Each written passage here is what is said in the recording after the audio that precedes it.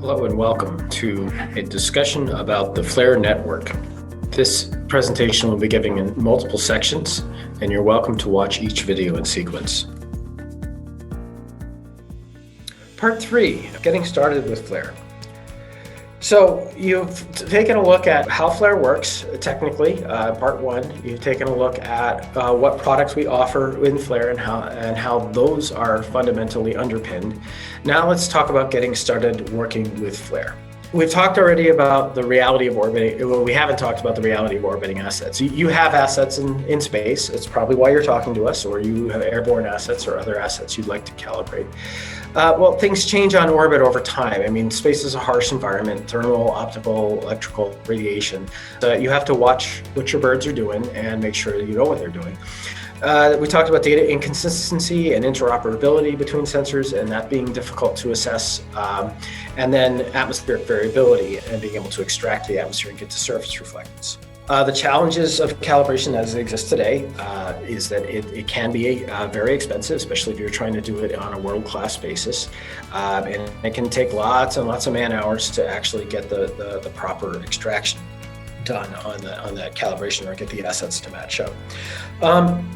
Generally, people follow the big sats and hope that they can hold to what the big sats do, but there is a lot of question marks about whether or not you can take a large pixel, medium resolution, large field of view and translate that to a high resolution small sat.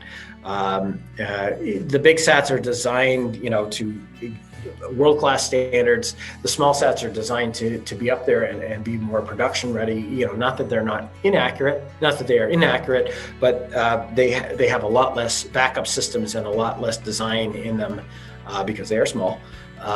That does not allow them to perform as stably as some of the big satellites. So there is some uncertainty between getting the captures off the big sats and doing the comparisons between the small sats and being able to also one-to-one match what the big sats are seeing versus what you're seeing and have confidence in that. So you need a better system to do that, to lower the uncertainty.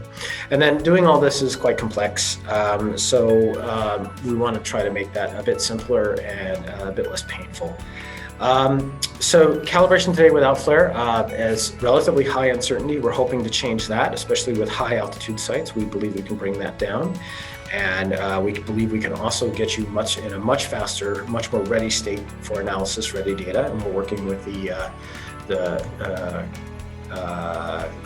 Earth observation groups around the world on some new analysis ready data standards. So we'll be fully compliant with those. We want to make this affordable and accessible. We want to make this easy to do. It's something that is not a skill and an expertise, but something that anybody with a computer can go access and schedule and do that and take the burden of calibration and make it into something that's easily affordable, easily accessible, and easily monetizable. And then the simplicity of just the simple FLAIR portal access and setting up a calibration in under 5 minutes really kind of changes the game in terms of being able to adequately and manage your system at a world-class level. We're hoping to improve quality by providing a better full package of information in the calibration, geometric, radiometric, and geodetic. And we're hoping that new improved quality and easier access now enables people to focus on their technology and bring their technology up to the high accuracy levels to achieve new markets like to sell to NASA or the government. We hope that it helps your customers get to the decisions and data and insight they want from your data faster, and we want to support that over the full dynamic range. And then we want to increase the efficiency of this process by getting the pixels right at the first image. So that reduces a lot of human intervention and a lot of back and forth about what the satellites are actually doing. And also if you were using AI or ML, artificial intelligence or machine learning, hopefully that allows those programs to operate more efficiently to develop deeper insights in a more efficient way for your customers. So this is just a financial impact.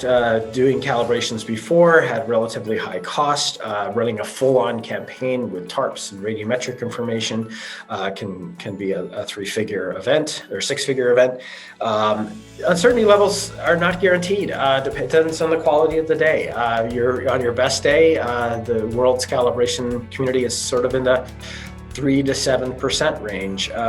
If your team doesn't do this all the time and is just trying to get a thumbprint, a snapshot of what's going on, you might be more dealing with something higher than that. And then also on the backside of that, just trying to use those calibrations and match the data up and make sure everything is right. There's hundreds of man hours spent on that type of work. So we believe that we can take you up to the kind of the NASA level of calibration and uncertainty with a single image, point and click, and be able to optimize the data outputs, and that enables you to focus on what you want to do, which is either the analysis or the science, or focus on generating more revenue or providing those images faster and better and cheaper to your customers to increase your revenue or your profit. So some feedback from some of the cross-section of people we've talked to hundreds of people across the industry. Flare's been said it's the most exciting calibration they've seen in many years, calibration technology they've seen in many years. It's the ability to move it around and put it where you need it has the potential to change the game. And then just the idea of using that single specular reflection, knew that it was going to make it easier to access and implement for different calibrations. So this is across the aerospace, space agencies, and the military. Just some comments. Getting started with Flare, super easy. We're just getting the network up and running, so we're looking for early adopters, and we're working to work people into this program.